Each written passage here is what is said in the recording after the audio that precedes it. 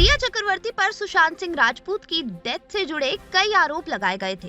वहीं अब लगभग 3 साल बाद सुशांत सिंह राजपूत केस में कई चौंका देने वाली बातें सामने आई हैं। पूरी खबर आपको बताएंगे, लेकिन उससे पहले चैनल को सब्सक्राइब कर लीजिए ताकि बॉलीवुड की सभी अपडेट्स आपको यूं ही मिलते रहें। जैसे कि आप सब जानते ही हैं, साल 2020 में सुशांत ने आत्महत्या कर ली थी, जिसके बाद सुशांत की गर्लफ्रेंड रिया चक्रवर्ती पर कई सवाल खड़े हो गए थे और उन पर कई इल्जाम भी लगाए गए। लेकिन अब सुशांत की सुसाइड के इतने सालों बाद रिया ने कई सवालों से पर्दा उठाया है और अपनी चुप्पी भी तोड़ी है।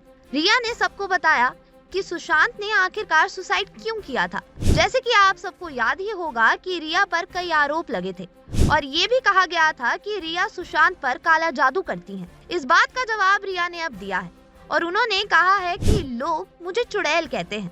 उन्हें लगता है कि मैंने कोई काला जादू किया है जिसकी वजह से सुशांत ने सुसाइड किया है। तो मैं बता दूं कि हाँ, मुझे लोगों से चुड़ैल कहलाना पसंद है।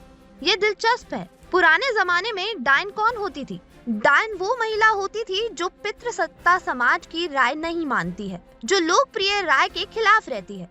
शायद मैं वही हूँ, शायद मैं चुड़ैल हूँ, शायद मैं काला जादू करना जानती हूँ। अब रिया की इस बात ने सबका ध्यान अपनी ओर खींच लिया है।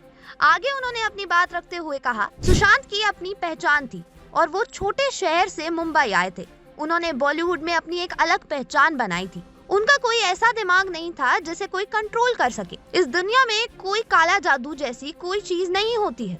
मैं ये साफ कर देना चाहती हूँ। हालांकि रिया को सुशांत से जुड़े इन सवालों ने कई लंबे समय तक बांधे रखा।